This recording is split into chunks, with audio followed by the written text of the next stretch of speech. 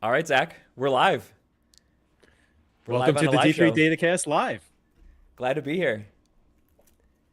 Yeah, so this is hopefully going to be a fun new venture for us, Matt. I think as we've talked about this, we've wanted a different format where we could maybe be a little bit more interactive. So, the YouTube stream here, there's going to be the chat window. Feel free to use that, and hopefully we'll have some space to take some questions or react to some comments. Um, we want this just to be kind of like a hangout time for Division III basketball fans. Certainly, that's the approach that we come to this show with, Matt, and so let's have some fun with it. Let's do it. Let's talk some D3 basketball. All Zach, you right. want to give us a little rundown of what we're going to see tonight? Yeah, as we announced on social media, we've got a special guest who I see just popped into our waiting room.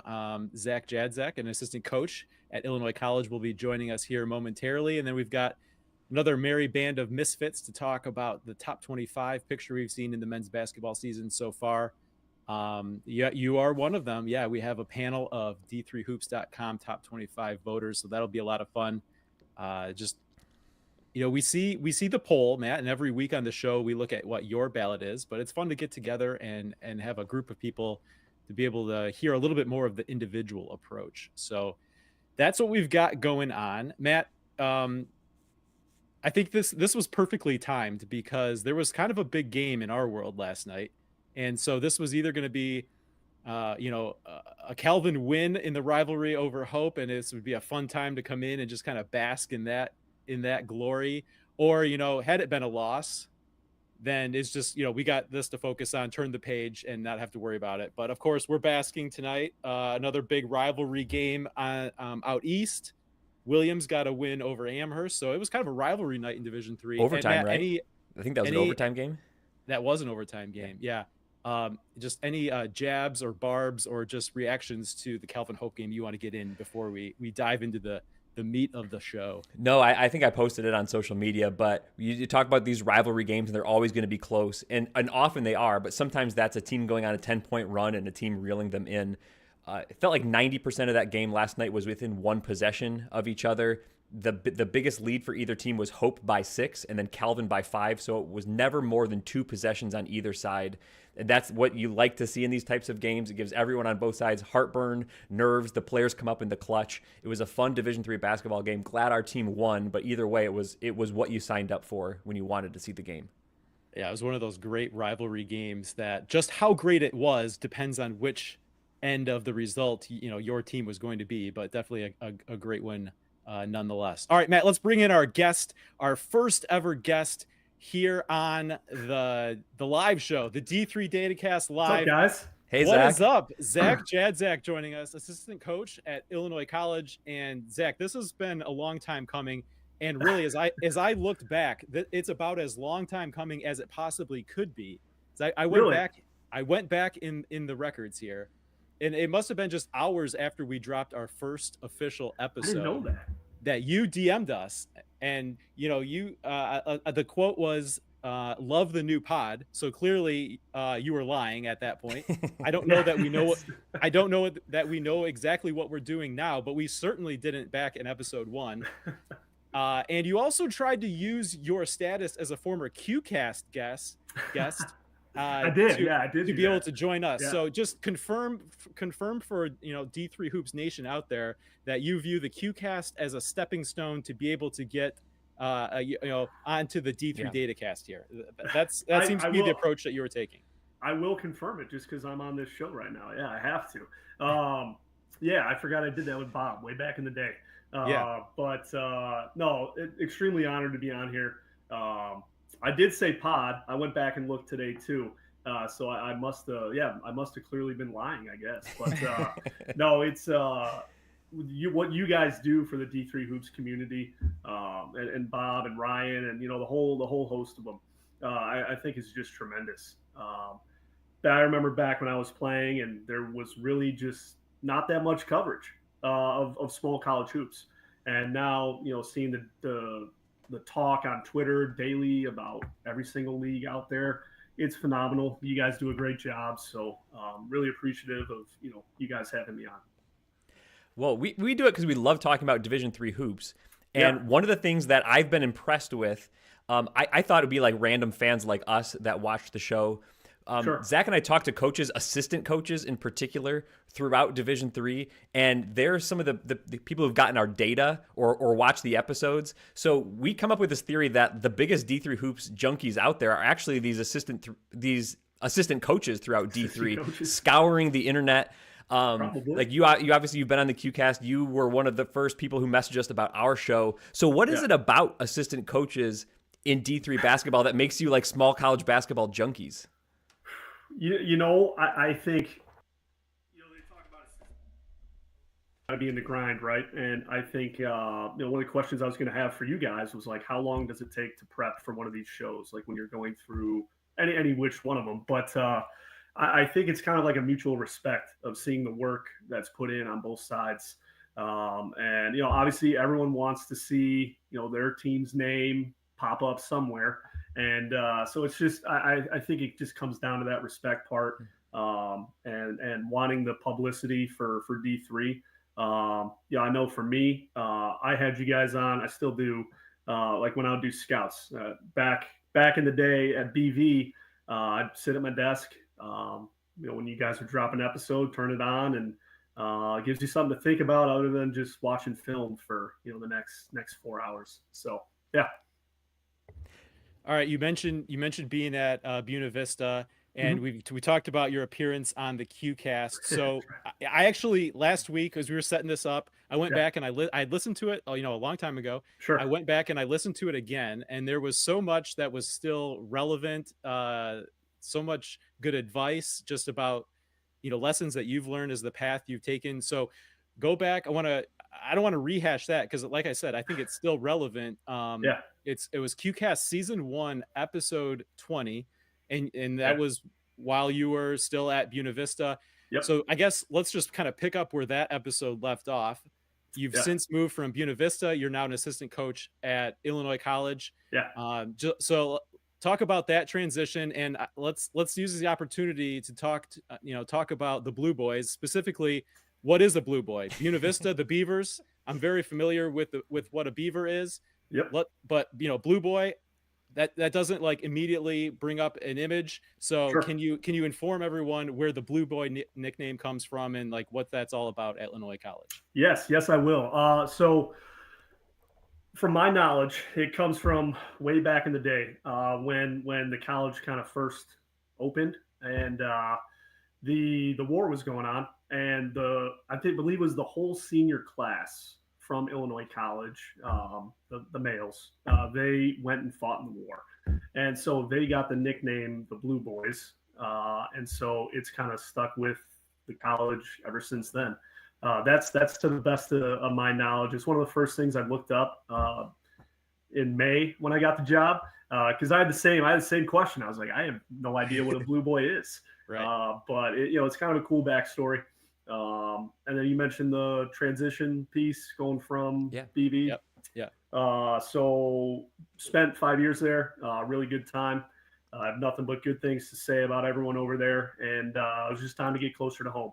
I'm from up in the Chicago suburbs, and got 2 nieces growing up, and I felt like I was kind of watching them grow up through the phone a little bit, and that got tough over time. So made the decision to get back to Illinois, and now it's about 3-hour drive, and going from BV is about 6.5. So but yeah, a lot of good things to say about BV. Zane Newbaum, I think, is a very underrated player. He's on track to be BV's all-time leading scorer right now. But as far as Illinois College goes, really, really fun team to be around on a daily basis. We had a really good practice tonight, and it's just guys that love being on the floor, guys that love competing every single possession. And we've got a bunch of really talented players of our own. Buzz Ritzel, D3 dunks, right, last week. Yeah. Josh Harris. I got a bunch of underclassmen that are kind of stepping into some new roles right now. And, there's a little learning curve early on in the year, just trying to fit new guys into new roles, but, playing pretty well right now. got to keep it going. I think we've won. I think it's 8 out of our last 9, if I'm correct on that. So got to keep it moving. It's a tight conference race right now, and we're looking forward to it. Only month and a week or so left. So it's been a good 6-7 months here so far. I've really enjoyed it. I wanted you to mentioned ask you a little bit about that tight race, because Illinois College had been the kind of the cream of the crop the last few years. Sure. This year it's really, really interesting. I think Grinnell, Cornell, and Monmouth are all sitting at 6-2. You guys right up there at 5-3. Talk about the Midwest Conference dynamic this year, that tight race that you have going on at the top. Yeah, I mean, I'm sure other coaching staffs have kind of used it too, but it's a chance we tell our guys, like, we can't afford to take a practice off, a game off, because one off night, I mean, how it's sitting right now, like, that can be the difference between, finishing first or finishing second. So as far as the teaching tool goes, I think it's a good opportunity to kind of talk to the team about that. But, as far as the play goes, I think there's some pretty good teams in this conference. The teams you mentioned at the top right there, obviously very good programs. And I believe after we play Beloit this Saturday, I believe we have all 3 of those teams on the road back to back to back. I think I'm correct on that. So it's going to be a battle, but really good hoops. You have to bring it night in and night out. And it's been a very fun conference race so far, and I'm not really expecting anything different for this last month. Yeah, you're right. And Matt was going right where I was going to go with it. And the other point I was going to make was that schedule. So it's Beloit at home this Saturday. Mm-hmm. And then the next 3 after that, at Cornell, at Grinnell, at Monmouth. So it's like, it's sort of a murderer's row there of who's who at the top of the Midwest Conference. But at the same time, sitting at the position you guys are in, it's a heck of an opportunity if you can get on a little bit of a run here. So I guess like what's the team mindset, and you don't want to get caught looking too far ahead. Sure. But at the same time, recognizing there's a real opportunity here over the next couple of weeks. Yeah, Coach Schweer and Coach Rowell do a really good job and they've had this mindset, like you talked about the 2 previous years where IC has won the league. They've done a really good job of instilling that mindset of every single day we have got to show up. And you're right, like you can't look too far ahead. You really can't. You have to take it one game at a time, because in this league, anyone can beat anyone. So talking to our guys daily, kind of what we were saying before, but like, we have got to come every single day and have our best practice, be the best teammates that we can be. And then obviously when we get out onto the court on Tuesdays, Wednesdays, and Saturdays, using all of that we've done daily to execute at a high level when we get out there. So really taking a day-by-day approach. Like I said, that's something that Coach Schweer is really good at. Knows how to motivate the guys, knows how to inspire them, and going day by day with this thing. We'll see where it ends up at the end of February here. So you're just saying, Coach Schweer talking to the guys about, hey, we got to show up with our best.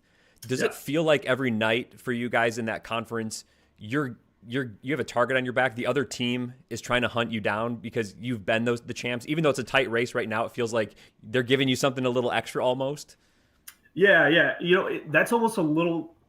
The answer is yes, but that's almost a little tough for me to say, just because I wasn't a part of those, 2 previous teams, right? But you can still kind of sense the team is, whoever it is coming ready to play whenever they play Illinois College, and that's something that from the start of the year we tried to tell our guys.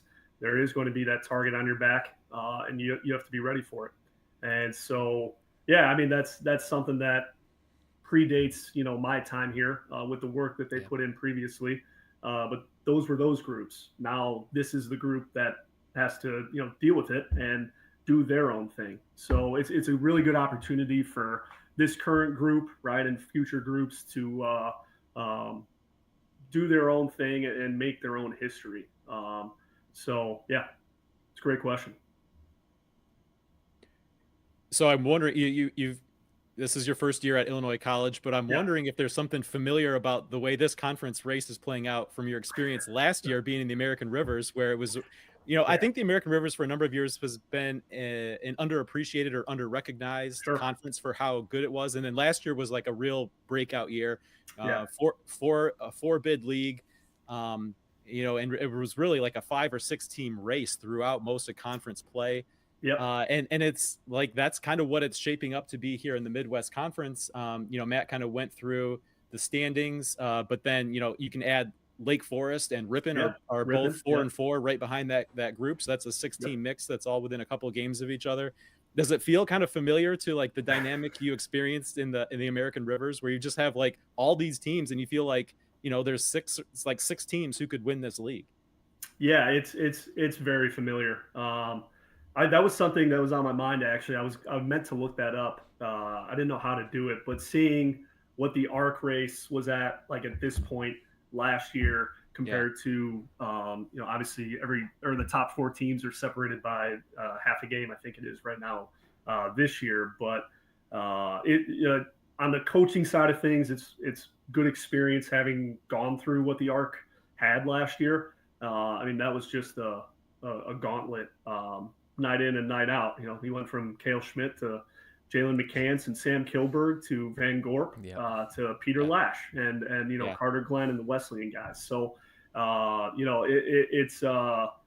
it's good on this end, preparing for it, but it's going to go right back to what I said before, where like you can't take a day off. The preparation has to be an every single day thing, and using that or bringing that message to the guys and making sure that they know that, because like we saw last year, it's going to come down to the very final day. So have to be ready to go. So I consider you a Region 9 expert right now. It seems like you've gone, around the region right now. A little bit. Yeah. And you obviously have that firsthand experience in the American Rivers Conference. Yeah. So I wanted to ask you about that conference specifically a little bit. Yeah. And you're not in that league anymore. So if you wanted to, Sure. to put anyone on blast, you totally can, but you don't have to. You can speak totally freely now. Yeah, sure. Yeah. Last year was I think it was a really high quality, deep league. We saw a bunch of teams into the tournament. This year, the league is not the same level. It's a step back. I think from the outside, my impression is just maybe it was a bunch of seniors last year on a bunch of different teams. This year, it's not. Is it more complicated than that, or is that a simple enough answer as to the difference between maybe a 1-bid league this year, which was a 4-bid league last year? Yeah. I think it almost might be a simple answer like that. You look at Wesleyan this year, still a very good program. Peter Lash, injured, I believe, before the year. Yep. Yeah. Loris had, Molstead, Ali Sabed, who I thought was just a phenomenal player. And, they lose those 2 guys. Central lost one of their wings, maybe. But there was a lot of turnover in the ARC from last year to this year. And so naturally, I think some teams will not struggle, but it is a process to kind of build those pieces back up and build those roles back up. So, talent level wise, maybe it's a tad below where it was last year, but there's still some really, really good players in that league. Once our games are done and I'm up in the office uploading film, I'll on my computer on one tab I'll have the Midwest Conference scores, and on the other tab I'll have the American Rivers Conference. I spent large majority of my career in that league, so I still follow it, and it's a good league. Yeah, I think Zach, you might have said it, but very underrated league for the most part. But no, it's good. I still keep up with my Buena Vista Beavers, of course. So. For sure. So you have a lot of experience, a lot of background in like the Chicagoland area. Yeah. But so most recently, though, Buena Vista, of course, is in Storm Lake, Iowa. Now you're in Jacksonville, Illinois, which are decidedly not major metropolitan areas. So I'm wondering if we could, we've got someone in the coaching profession here. So give us the scout on Storm Lake, Iowa versus Jacksonville, Illinois. Because one of the great things about Division III is we've got everything from New York City to, I don't know, Adrian, Michigan. That's just the closest example to me. I think I think that Storm Lake, Iowa, and Jacksonville, Illinois, are probably not towards the New York City side of the spectrum. No. As I look at a map, if you ask me to name a few cities in Iowa or Illinois, I'm getting pretty deep on the list before I'm even getting like an hour away from any of those places. Sure. So break down those two places, compare and contrast them. Your previous home and now your new home there at Illinois College in Jacksonville, Illinois. Man, that's a great question. So what are the hot spots? What are the hot spots? Yeah. So I'll start with the hot spots in Storm Lake. So I lived right across from Storm Lake Bakery, and it was to this day the best like cinnamon rolls. The best donuts, like the little, Dunkin' has those munchkins. It was the same thing. I think they called them donut holes, but that was a phenomenal place. And then to my left, about two like stores down, I had La Juanita's, which is some of the best Mexican food I've had in my life. And so coming home after practice, and sometimes you're tired and you're like, I don't really want to cook. And then seeing La Juanita's right there, and I'm like, I could just walk in there and grab a burrito. Nice. But Storm Lake was about a town of 8,000, much smaller than Jacksonville, but very, very peaceful, very slow pace of life. And it's interesting because I was talking to my girlfriend about it. When we moved here, Jacksonville is only about 20,000, but the pace of life seemed so much quicker after living in Storm Lake, Iowa for 5 years. But as far as Jacksonville, they've got way more chain restaurants, actual restaurants. Los Rancheros is a great Mexican place. The other thing I like about Jacksonville is Springfield is about 25-30 minutes east. So anything that you don't have here in town, it's a quick drive on, I think it's 72. And, Springfield's got everything over there. So I like both places. I'm a pretty simple guy. So this one's got Taco Bell, though. I'm a huge Taco Bell fan. I was struggling without that in Storm Lake. I had to go up to I made the drive sometimes. Spencer, Iowa, had Taco Bell about 40 minutes. So that's the farthest I think many people would drive just for Taco Bell, but I did it. That's dedication, and you will hear no Taco Bell slander on this podcast. That's great to hear. Show. So we're good. We're good with that. Yeah, right. Great to hear. Not sponsored, but we're open to it. Hashtag no free ads. We can tag them. Maybe get a Taco Bell sponsor. That'd be awesome. Yeah, well, that hasn't worked out so far. I tried that with Little Caesars because they sponsored the St. Brown brothers. I guess being NFL wide receivers is a little bit different than being a couple random Division III basketball fans. But that tweet went unanswered. So I thought, being brothers, being podcasters like this, like there's obvious connection. I don't know what really the difference is. I would think that, a spot like Little Caesars would love an in with the Division III community. I mean, if absolutely, you got the NFL audience, why not try to go for the Division III basketball audience? I don't understand what the problem is. I would argue the D3 audience is more passionate about their sports than most NFL fans, and NFL fans get after it. But someone comes up to you trying to talk up hope, that's not going to go well. So. Yeah, no, you got a point there. Yeah, Calvin right there. Here we go. So they won yesterday? Yeah, won by 5. It was a close game back and forth. What you want to see in a rivalry game, but got the win. Yeah. Mm-hmm. Yeah. Awesome. So is there like a big rivalry game at Illinois College?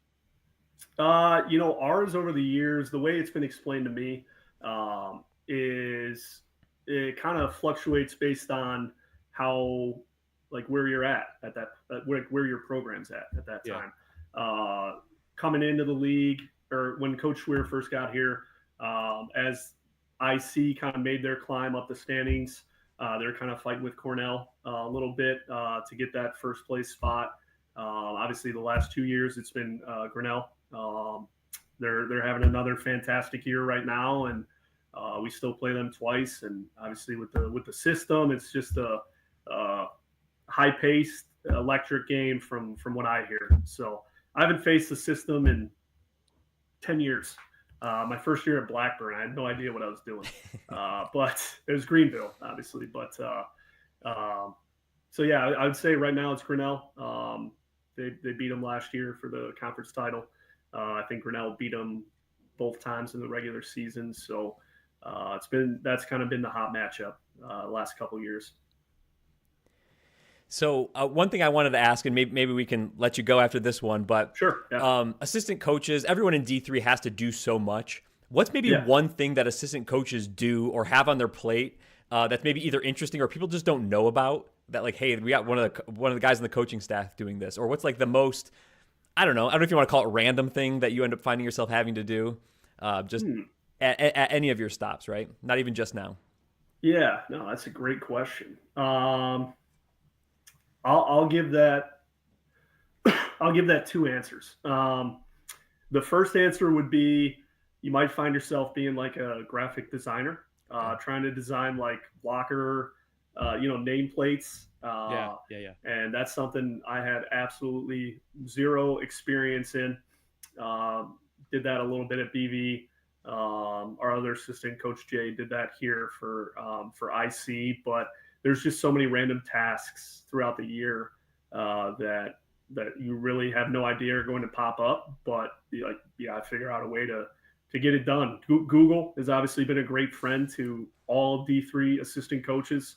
You don't know the answer, you Google it. Someone else has had that same problem, 5 years back. Yep. The second thing, I know people talk about recruiting a lot and the time on the road, but I think sometimes what people struggle to understand is, I'll take when I was at BV, for example, Storm Lake, not by a lot of things. We were recruiting a kid in Cedar Rapids, one of our top targets, and Storm Lake to Cedar Rapids was about 3.5 hours. And I don't know if it's right or wrong, but Coach Johnson at BV and Coach Schweer here, they always say that, you know, they believe in showing up for recruits. And I do believe that myself too. Like, if you want to show that they matter to you, you show up. And so I was on the road twice a week in Cedar Rapids, Tuesday, Friday, 3.5 hour drive both ways. Yeah. And I'm getting home at 1:30, 1:45 a.m., twice a week. I think it was the same year our game against Simpson got pushed up on Saturday, so we had to leave at like 6:45 a.m. or 7 a.m. So I'm getting home from Cedar Rapids that Friday night, and I didn't get home till 1:45 too. And I told our other assistant Ben, I was like, "Hey, if you don't hear from me by like 6:15, I'm gonna leave my phone on, like just blast my phone until I pick it up." But I would say it's the time commitment. It is a lot. Every job has its own thing that makes it difficult. I would say time commitment for the D3 assistants is the thing that makes it difficult, not only for you but for your family, wife if you have one, kids, whatever it may be, and makes an impact on them too. So, yeah, great question, love it. Well, thanks for taking the time to join us here on the debut episode of the D3 Datacast Live. We thought it was appropriate to kick this off with you since you were the first one sliding in the DMs there. And I appreciate it. As Matt said, we were like, we could tell all the coaches and especially assistant coaches are the biggest junkies out there as we're kind of just launching stuff. Yeah. The Twitter accounts getting going, and you see the follow notifications from coach here, assistant coach here. I'm sure. And so certainly from you and others, we appreciate the support, and glad to have you as a friend of the program. Yeah, thank you guys. Again, I appreciate it. Love the work that you do. Love the publicity that you bring to D3, and you guys do a great job. And I'll continue watching after this. So it's been fun. Thanks for having me on, and enjoy the rest of the show. Yeah. All right. Thanks a lot. All right. Take care, guys. Yeah. Good luck the rest of the way. Thank you. Right, bye. Bye. All right, Matt, great conversation. I can already see that our top 25 roundtable is starting to assemble. So why don't we take a quick break? And on the other side of that, we will get going with another great segment, Top 25 Roundtable. Be back in a minute.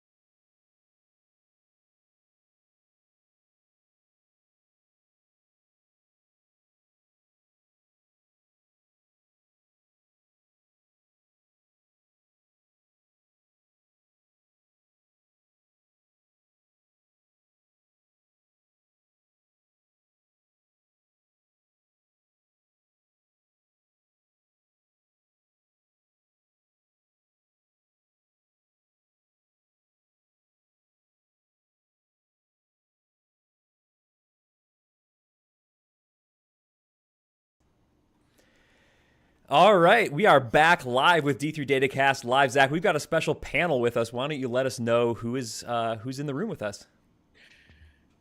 Yeah, so I'll go around here and introduce everyone, and then this is an answer I don't even know. Why don't you let us know how long you have been a voter in the D3Hoops.com top 25 poll? I don't mean to put anyone on the spot, and I know time flies when you're having fun, so maybe it'd be hard to recall. But let's start off here with Mr. Ryan Whitnable. Yeah. Hey guys, good to be with you this evening. Time in the poll. I think this is year six for me. Okay, pretty good. I mean, we'll accept an approximate answer. We won't hold you to it. We're not gonna do any fact checking here on this program. So, all right, Mike Rainiak, Coach Reg, joining us. Glad to have you on board here. Head coach to be a part. Yeah, head coach I'm of excited. Head coach and GM of We Are D3, and also a voter in the D3Hoops.com top 25. How long have you been a voter now? Yeah, I think somewhere around COVID. So like it's been a blur. So like 2019, 2020, I don't even know. I don't know. I was looking for things to do, and fortunate that the D3 guys housed me because at that time even my family wouldn't have. So that was great. Okay. Well, we're glad to have you here. Yeah. And Ryan Scott, D3Hoops.com columnist and pollster. I believe actually on the men's and women's side, aren't you? I am until Gordon finds somebody better for the women, but I am doing both right now. Yeah. This is my 11th season voting in the D3 Hoops, but for 9 years before that, we used to have a poll on the message boards from all of the top posters on the message board. So I did 9 years of the posters poll.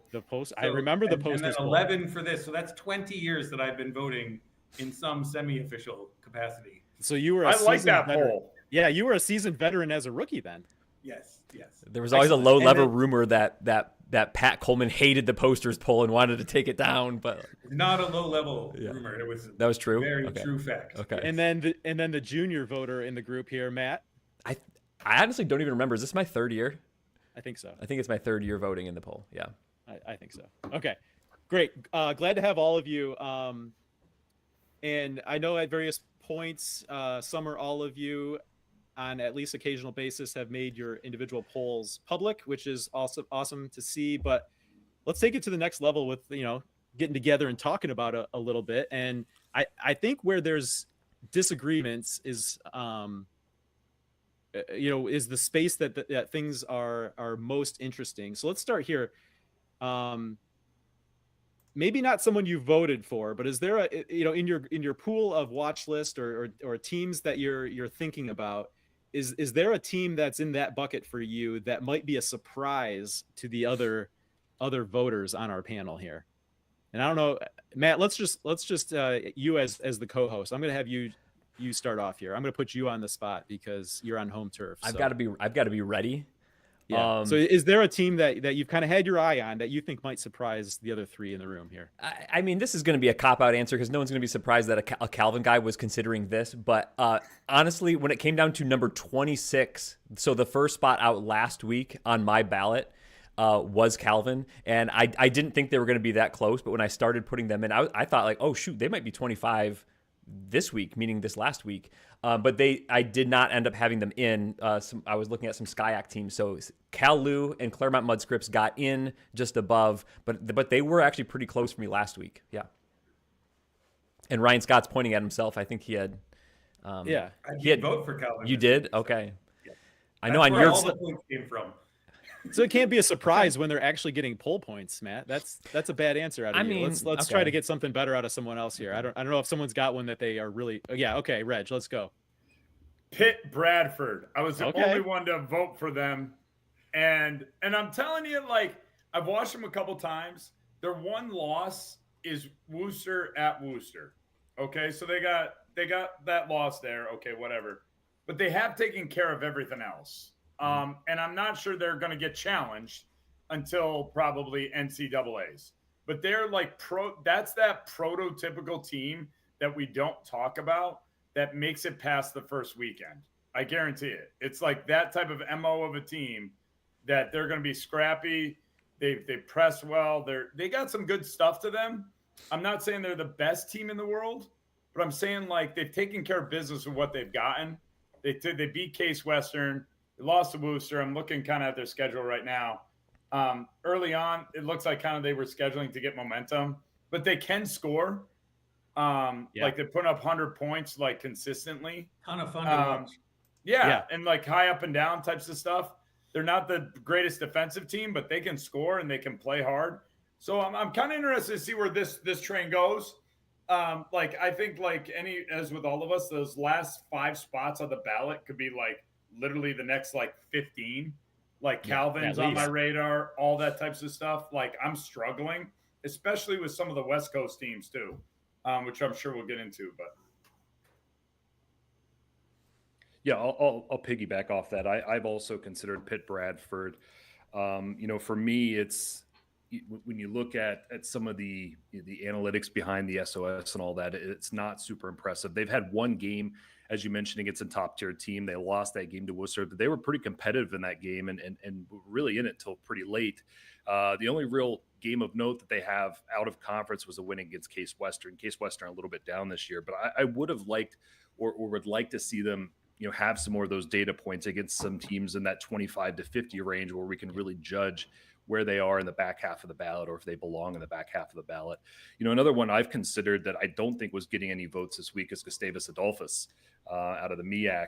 I think they're floating around the 30 range on Massey. They've got 3 losses, but all of those losses were to pretty good teams. They've lost to La Crosse, they lost to Platteville, and then they lost to Dubuque. But they've also got some good wins against Central Iowa, and Eau Claire, and obviously we've got the big conference game against St. John's coming up. So I'm getting pretty close to seeing Gustavus Adolphus into the back half of my ballot. I like it. Ryan Scott, do you have one? Yeah. Well, mine got spoiled because somebody put him 25th this week, but I think the Belhaven team down south is really, really good. They've played a lot of good teams pretty tough. Even when the losses come in, they're competitive. I know everybody up. They went up to Washington and did the Whitworth thing. They played those guys really, really tough when they were like at the peak of their abilities up there. So I think they've got a good chance to win that conference. I think we're going to see them. Obviously you never know when conference tournament comes around, but I think they're a really strong contender down there. And so it's a team that can be like the 3 seed in a pot at Emory, right? And then have a really good chance to win that first game. Yeah, big one in the CCS this week, Belhaven against Maryville. So very interesting to see what happens there. All right, let's go. Let's kind of turn that question around. Is there a team that you're seeing get consideration, whether it's in the poll or getting votes, that you just don't understand? You're like, what is that voter doing? Matt, you did a bad job leading off last time, so we're going to skip you. Ryan Scott, okay, I see you raising your hand. Let's go for it. I spent the whole season last year trying to convince everybody that Keene State was really good. And then somehow everyone is like a year late. And I don't feel like they're maybe at the same level this year that they were last year. I don't see where all the votes are coming from, especially with the losses they've had. And they've been pretty inconsistent. Their schedule's not been great. They've lost to all of the best teams they played. Not that they're bad, right? Like they're still a top 50 team, but I just don't see the love that they're getting, especially compared to last year when no one would vote for them. I think you're seeing like the loss of Hunter, right? You still got the kid Brito, who's an unbelievable talent. But I think those losses, like you said, like I had to put them on the back half of the bracket. It's almost like I'm voting for them based on who they are as a culture of a program. Like I agree, they're not as good as last year. Do I think they're top 25? If they run through the Little East like they have been doing, like then I believe they are. And until they start kind of dropping games in the Little East, they're going to be like 24-25 for me.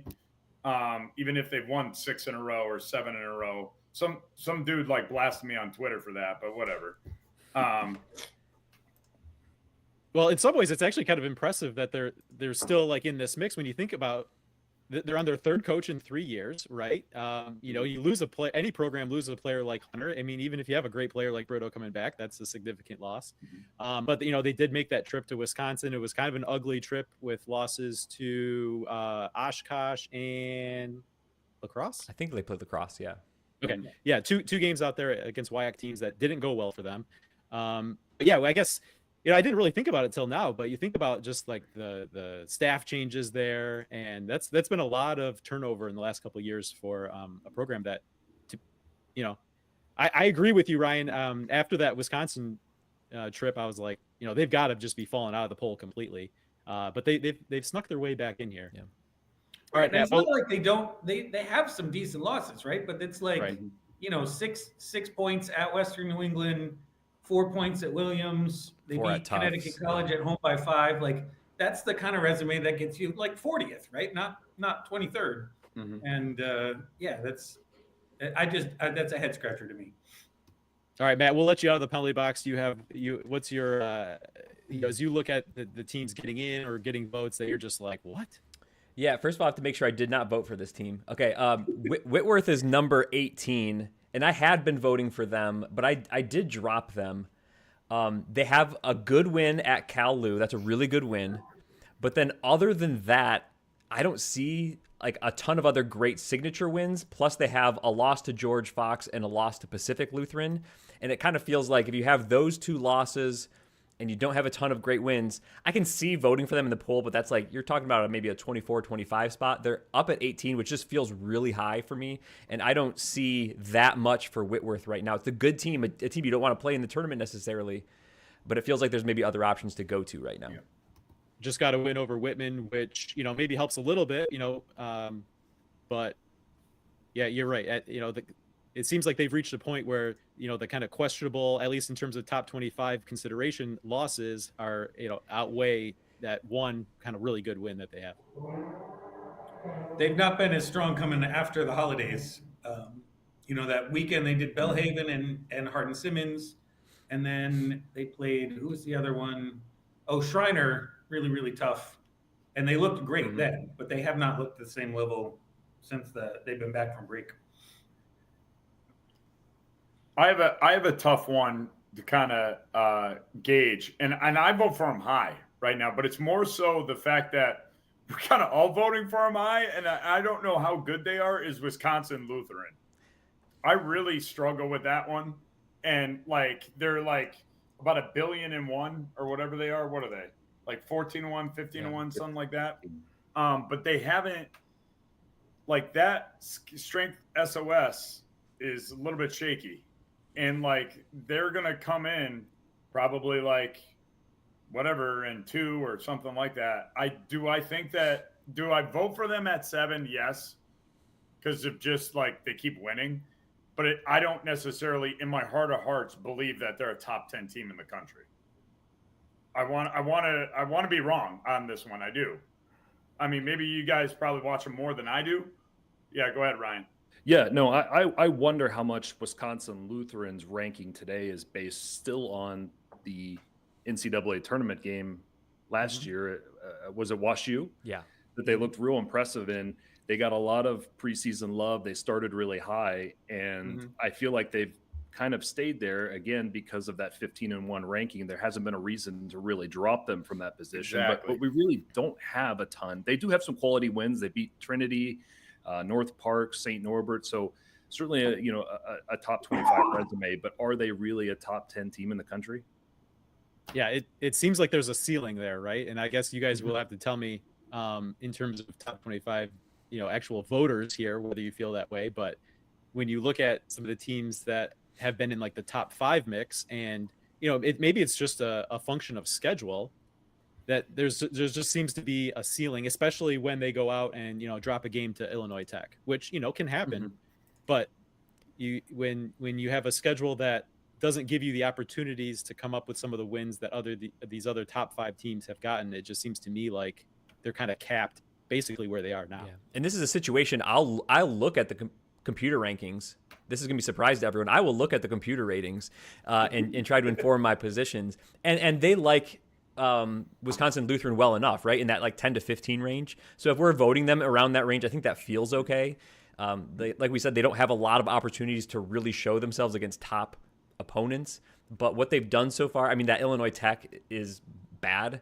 But if you kind of give everyone at least one gimme now and you just say like whatever, then other than that, they've kind of done what they should be doing. I mean, like I'm looking at myself, not to interrupt you, but like I put Randolph-Macon lower than them. And if I'm going to, am I picking Randolph-Macon or Wisconsin Lutheran? I'm going Randolph-Macon. And like, I don't know, like totally. So like now I'm like second guessing my like self on my ballot here, everybody. I'm going to like switch it up. I'm going to get totally roasted on Twitter. But like, like that's the thing. Like, I think like now that we start to kind of delve in and have these discussions, I think I do think there's a cap, like you said. Well, and one of the problems you get with a team like Wisconsin Lutherans, I think they're absolutely capable of hanging with almost anybody. There's maybe 3 or 4 teams that I would not rank them ahead of no matter what. But like, I do think they brought back the team that I thought was better than WashU. I think they deserved to win that game last year. And they've been playing, with the exception of that one terrible game at the end of finals week, like fantastic. But the problem is when you're beating everybody in your conference by 20 points all year long, it's really hard to get up for those tournament games, right? So maybe they're going to get a high enough ranking that they'll get a first round game that kind of gets them into tournament mode. But like, that's really the big, we saw that way back when Yeshiva had the big long streak, right? And they weren't a 30-point loss to Illinois Wesleyan, but they had not played that level of competition, and you can get shocked out of your pants. So they may still be a top 10 team and disappoint us in March. Like, that's just sometimes a result of the schedule, right? And just not having that level of competition. Right. And just to be clear, I don't think I don't mean to be like unfair, in making the schedule point, because a lot of it is a function of they play in a league that has a very long league schedule, right? So they have limited opportunities compared to some other conferences to put together a non-conference schedule. And when you look at the true non-conference part, it's actually pretty interesting. They're playing 4 CCIW teams, right? I mean, maybe not the cream of the crop, but Elmhurst, North Park, Wheaton, and Augustana, right? So they're going out and scheduling some, teams in a power conference in their area. They took the trip down to Trinity, got a win down in San Antonio. So you can see, the effort being made. It's just they just happen to be in a league where a lot of their schedule is set for them, and that's going to provide pretty limited opportunities. St. Norbert, it gives them basically one decent, kind of nationally relevant opponent on their schedule there, and then it's just a bunch of league games that probably as a voter you're not necessarily taking a lot of note of, unless it's like a loss at Illinois Tech. Well, in the guts for the coach to schedule that, because he didn't know when he did it if all 5 of those guys were coming back again this year. For sure. Ryan Whitnable, did you have one? You jumped in as a response. I did on the Wisconsin Lutheran. I don't know if you had another team that you wanted to put that you don't see. It's okay. If you don't. One at the back end of the ballot that I think maybe getting a couple of votes is Stevens. I dug through Stevens when I saw that vote come in.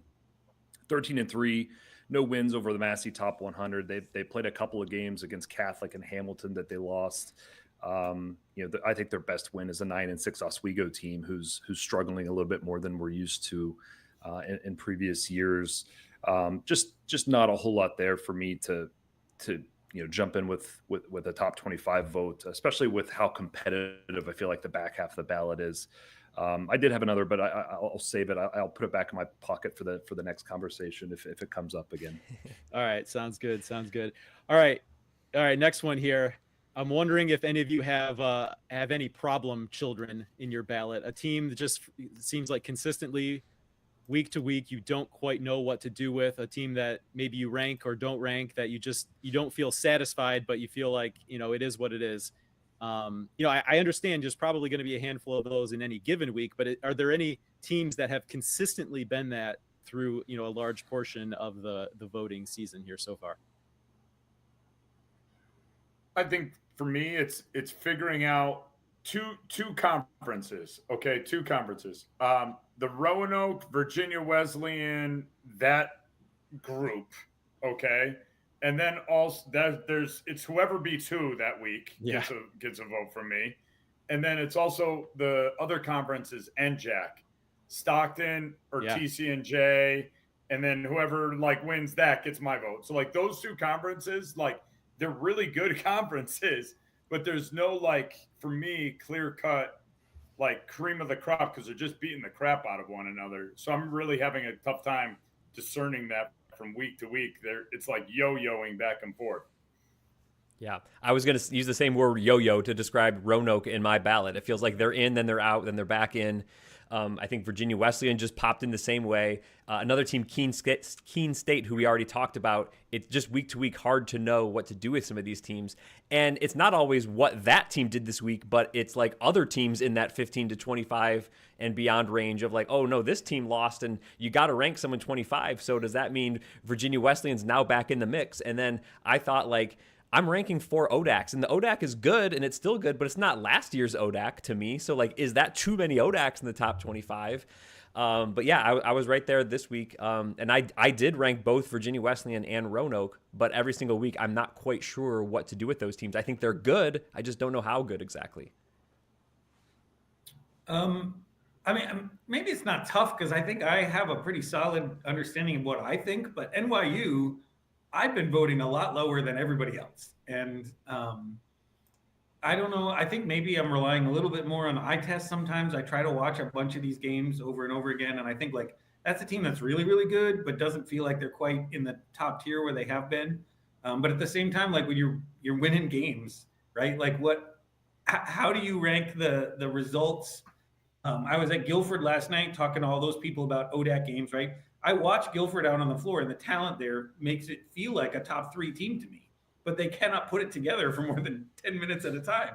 And I think Hampton-Sydney's the opposite. I watched them out there, and it feels like they got 2 or 3 guys, and yet they're winning all these games, right? And how do you weigh, what you're seeing on the floor and the talent that feels like it's out there with those results? Randolph-Macon's the same problem, right? Like, they're winning games, but they're awfully inconsistent on the offensive end, right? And how do you know where to put them? Are we saying, is it just the resume of what they've done? Or are we actually looking forward and saying, how good do I actually think this team's going to be when they're facing tough competition? Well, and that's what I think is such a fun thing about a poll like this and getting a group of people together to be able to talk through it, is because there can be different approaches, and it's your ballot, and you could approach it a completely different way than someone else might approach it. So anyway, that to me, that's all part of the fun. I'm going to toss in Maryville, Tennessee. There's been some, having had the chance to watch Maryville several times this year, they went to the Shrine Tournament at Marietta, and the things we've seen from Maryville from one game, we don't see it to the next. And sometimes you see it in the same weekend where they got blasted by Mary Washington on a Friday night, came back and beat Wisconsin at Clare the next night. They looked really good a couple of weeks ago against Roanoke. But then they've got some other games, Everett and Berea, where you really scratch your head and you kind of, which Maryville team is it? I think they're getting, between 5 and 10 votes. They're in the back part of the others receiving votes. I think there's some quality there, and I think they would be a dangerous team. I expect them to win that conference and win the Pool A. But boy, from night to night, you just never know what you're getting with Maryville. Well, and that's it. This is the time of year when we have to start saying consistency has to start winning out, right? It's not just, I saw that team, I know they're good. I mean, Tufts is one that drives me nuts every single week, right? We know they're good. They're actually winning most of their games, but like they're certainly not playing at the level that they're capable of.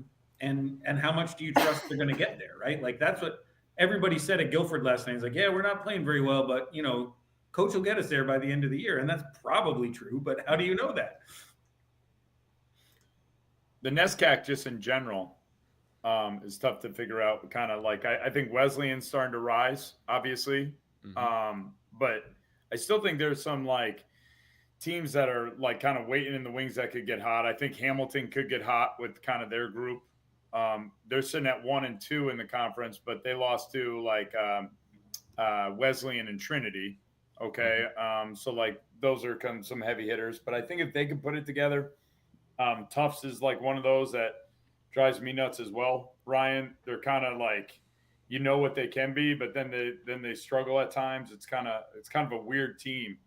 Kind of like one of those things where also, I think I'm going back to last year's team as well. And, it's kind of a little bit of a mess right now in the NESCAC, but I think Wesleyan is kind of clear cut right now, but I think there's a couple waiting in the wings that could really make a deep run. It feels like that's going to be a wild NESCAC tournament this year. Like someone like Hamilton is going to go on and win that for some reason. This year, it's every year. Yeah, well, yeah, I mean, it is.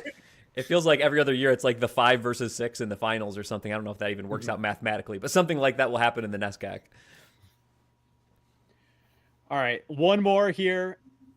Okay, is there a team that is out there and you're ranking them and you're like, I really want to give this team a big move, whether that's up or down, but I need there to be some sort of something that happens in order to do that, like to justify doing it. I'm waiting to see, this win or that loss or whatever it is, but you're like, until that happens, I can't do it. But yeah, I think this team really should be making a big move one way or the other.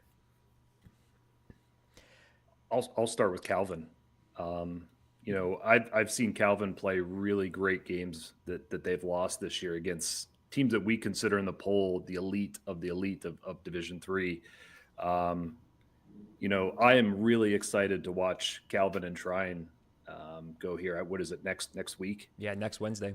And when I feel like when I do pull the trigger on Calvin, it's not going to be a 23, 24, 25 spot. It's a 15 to 20, but I really want to see them play Trine. I want to see that game take place. Calvin seems like they've gotten better as the year has gone on. They got the good win last night at Hope. I just still really feel, despite the fact that, their at-large candidacy is probably pretty shaky at this point, that they're still one of the best teams in the country. And I'm really excited to watch that one next week to really pull the trigger on Calvin. Anyone else have someone in mind? Yeah, I'll stay in Region 7. I think John Carroll is a team that looks strong to me. They're a team, I ripped out of my poll for several weeks, had them back in this week at 18. They look really strong in the OAC right now. It looks like they've found maybe their new identity. And if they kind of chunk through the OAC in the next week or so, they're a team that, maybe could push back into the top 10 potentially, depending on how they look. 18 right now for me, but they're a team depending, I think they could maybe see a big jump at some point. For me, I got WPI as well. And I think not to they have some bad losses, not to say bad, but Babson at that time, that early Babson, like Babson looked like national championship Babson again. They knocked off like two nationally ranked teams like on back-to-back nights or something like that. And then they lost to Suffolk. Suffolk's having a good year. So that loss is a little bit mitigated, but they've now won, I'm looking at 1, 2, 3, 4, 5, 6, 7, 8 in a row. And no game has been kind of relatively close with it. They beat MIT by about almost 50. They beat, Clark, which has been strong in recent years, by 9. I think if they keep rattling off these wins, and they make a run, I'd love to rank them higher because I do think they're a really strong team, except for that little blip that they had, Babson and against Suffolk.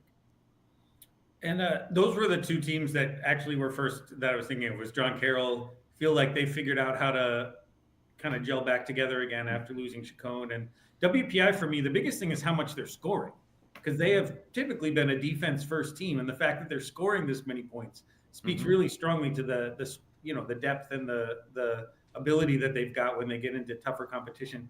I mean, I mentioned a couple times, I saw Guilford last night. I still think if they can figure out their rotations, because that's a problem. They're so deep. They brought in 4 or 5 transfers who are used to starting. They have so many parts they just haven't figured out yet.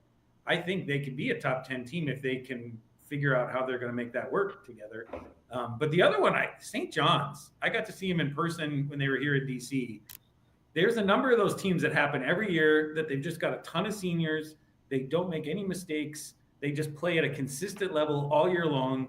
And I think that's the kind of team that bumps right up the pole, because, that's what you need to do to win. You just show up consistently and don't make mistakes. That's the key to winning this thing. And so that's another one that maybe they're not going to do anything flashy, but some of the teams above them are going to lose, and I don't think they are going to. Yeah. And they're just going to float right up. Yeah, St. John's is an interesting one because we saw them at the Great Lakes Invitational, and certainly as anyone who's followed that area of Division III basketball, there's some names that you're going to recognize, but I don't think I fully appreciated it until we were seeing them. We were looking at the roster. It's like what Matt, we were sitting next to each other saying it's like the first 8 guys in the game, I think we're all seniors, right? Yeah, at least 7 of 8 or something like that. Yeah, it was something crazy. It's like, wow, I knew I knew there were some familiar names, some guys who've been around a while, but it's like even more than I thought. And that weekend, I think we left saying this is a team that I think is capable of playing a lot better offensively than they did that weekend. And then Ryan, that weekend that they had in DC, I think is where the switch flipped. It seemed like that's where they really found themselves, and they've been able to ride it since then. They were getting smoked by Rowan in the first like 8 or 10 minutes, and you could see they just called a timeout. Coach didn't even talk to him. Like it was one of those all the seniors just figure out like. And they flipped the switch and just dominated Rowan the rest of the game. They didn't make no more turnovers. They're getting good shots. They're making the extra pass. Like, and I was like, that's the kind of team that wins. It's not necessarily the flashiest, most talented team. It's the one that goes out there and just executes. And they know what they're doing. That game in February versus Gustavus Adolphus, that's going to be big. That's like the last game of the year, right? Like, isn't it right at the end of the? It's the third game from the end. So like 2:15 they play at Gustavus Adolphus, and then 2:19 they play Augsburg, and 2:22 at Bethel. So like that's going to have huge playoff implications. That one for sure. That's going to be the big one. That's their only game against Gustavus this year? Is that one? Yeah. Yeah, they didn't play him once. So how about that? The first year of the new conference scheduling in the MIAC, and it leads to a situation where like the two best teams are only going to play one time. So that it feels like a positive change, but yet a little bit unsatisfying with the way that this season is playing out. Mm-hmm. And Ryan, good job of piggybacking on Matt's John Carroll answer. That was a popular one here in the chat. So well done. That seems to be a popular answer with the people who are viewing. Night and day in the last couple of games from what they were, in December. Yeah. So absolutely. Definitely. All right. Final thoughts. Anything else you guys want to get off your chest as voters? Let the people know out there about how you're seeing the landscape here. As we're getting in, I think this is kind of like the start of the stretch run, right? I mean, we're kind of a couple weeks out from what we would traditionally be highly anticipating regional rankings. Of course, that's a little bit different, but we're not far off from February here, and that's going to put the season into that final like 4 or 5 week stretch. I just need to point out, so while we're sitting here, I got an email from Doug Palm, the legend, the man who has been to 30 something Final Fours. He's watching tonight, and he just wants me to ask you guys, how many minutes have you actually spent watching Wisconsin Lutheran this year before you talk down the schedule? So, because he said they're really good. So 3 games. 3 games, right. Full games that I've watched. 3 games. Okay. All right. Well, I mean, that's why I wanted to put the caveat out there. Like, we're not trying to like poo-poo their schedule. Like, it's largely a function of their conference. I think if you look at by and large who they've added to their non-conference schedule, I think they've done a pretty good job. And one of those wins was over North Park, which I'm sure Doug was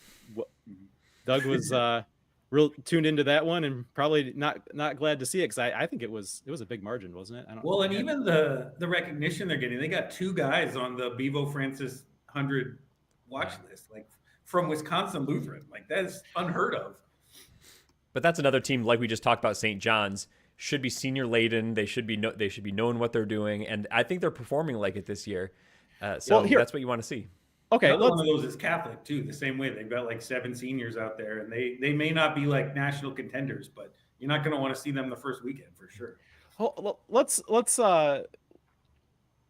give Doug some exclusive content here. Let's talk about North Park, because they're actually an interesting case that I was thinking of, and compare them to like the kind of the profile of, we talked about Calvin, right? On the whole, there's probably more losses than you would like to see, or you would typically see as you're like scanning the list of the top 25. But like in Calvin's case, it's not like they're taking any really bad losses. It's a longer list of losses than you'd like, but it's to some really good teams. And then here they've got a stretch where they've been able to put a bunch of wins together. So North Park is 12-5. Their losses at Wisconsin Lutheran, who we've talked about, as a top 10 team, at Wisconsin Lacrosse, who's always been solidly in that top half of the mix, against Oshkosh, who's been, I thought they were really in for a resurgent season until they got off to a bad start in the WIAC, but I'm not going to really call that a bad loss. And then at Stevens Point, and then Illinois Wesleyan. So you look at they're 12-5, but you look at who those 5 losses to are, and it's like, I don't know. It's just kind of an interesting case. I could see, But them you got to getting win one of them. You got to win one of those. They've You beaten have to. Carthage but they're and also Anderson, who are both getting votes, right? Like they've beaten 2 teams that are in that, 25 to 35 range. Like they have a case to be in there, right? Like that's right. Mhm. And they're off to a 7-1 start in the CCIW with that one loss being to Illinois Wesleyan, right? They have a win at Carthage, right? So The I mean, Anderson game's a good one too. The fact that they Right. beat Anderson. Right. So I feel like, by the time you're 8 games deep in the CCIW and you're 7-1, I think you're, sometimes you can see a team who's off to a 3-1, 4-0 start in a conference, and it's maybe a function of who they played so far versus someone else who's maybe played the top half of the schedule. But by the time you're 8 games deep into the CCIW, when you're 7-1, yeah, you've lost your 1 losses to who I think we all think is the best team in that league, and you've got a win at Carthage. I mean, that kind of seems like a team that is earning their way at least into the mix there on someone's radar. So we're saying they might potentially be relevant. Is that what we're saying? Is that what... Well, I don't think we're ready to say that they're like a second weekend team. I wonder, 3 of those North Park losses were 3 of the first 4 games of the year, and 2, actually all 3 of them weren't particularly close. And I just wonder if North Park slid off of people's minds early and maybe just haven't caught up to what they've done since then. Right. New coach, different personnel. Like it's a lot. Mm-hmm. Yeah. Right. Since December, I think they have certainly a top 25 resume. They're certainly in my 25 to 35 bag of teams that I look at every week. The Carthage result was really an important one because I think both of those teams are on that fence of being top 25 teams. They've got plenty more opportunities to impress the rest of the way. So, and I think the thing another week or so. With the losses, they're not close. No. Like overall. Like I mean the Illinois Wesleyan one, like 11, but like, I watched some of that game, like Illinois Wesleyan had it pretty under control. For me, like I think you're right, Ryan. Like I looked at that, first 3 out of 4, you kind of probably slid off my radar a little bit, with that. And I think just if you're going to be top 25, you got to get at least like one of those, like those losses. You got to like beat a top 25 team. You can't just like beat those guys that you should be. Yeah. I think that's a good point. We're getting into some weak resumes when I was getting to the end of the ballot this week. That's also true. 20 through 25, I was just looking for a team. That's why I voted for Calvin. Yeah. I was like, let me have a team that has actually beaten somebody decent, right? Like they lost all those games, but they've also got a few decent wins. And when you're getting down there at the end, I mean, maybe Anderson and Carthage aren't quite the wins you're looking for in the 25th spot, but they're getting close. And the problem from North Park from a top 25 voting perspective is it does to me feel like they are a Calvin resume, but a little bit worse, right? Their losses are all getting clobbered. They don't have the wins that are as good as Calvin has as far as St. John's and La Crosse. So to me, it feels like if I was going to consider voting for North Park, who I think is now a lot better than I thought in November, they probably would have to come in after a team like Calvin. And it feels like Calvin's record and resume is maybe only now just getting cracked through. So I think maybe we're still waiting a few weeks on North Park. Yeah. Excellent. All right. Thank you, gentlemen. It was a pleasure. Glad you could join us. We were supposed to be joined by Bob Quillman as well. He had a work function that got in the way. He sends his apologies to all the D3 moms who have tuned in, but he was not able to make it. So I guess we'll have to have him on some other time. We'll have to see. If we get picked up for a second episode here. But it was a lot of fun. Thanks for joining us, and thanks for being friends of the program. Thanks, guys. Thank you. All right. Good night. All right, Matt. A lot of fun. Thanks for doing this with me. I think it was a success. I hope it was a success. And hey, I don't know. I don't have enough D3 hoops in my life, so I'm glad we could have this opportunity to get some more out there. Hopefully the viewers feel the same way. It was fun. Hopefully they could see it and hear it, and it was smooth enough video. We'll have to watch back the replay. But we had fun doing it. Hopefully we can do this again sometime, Zach. But I think for now, we're going to have to sign off saying, good job, team.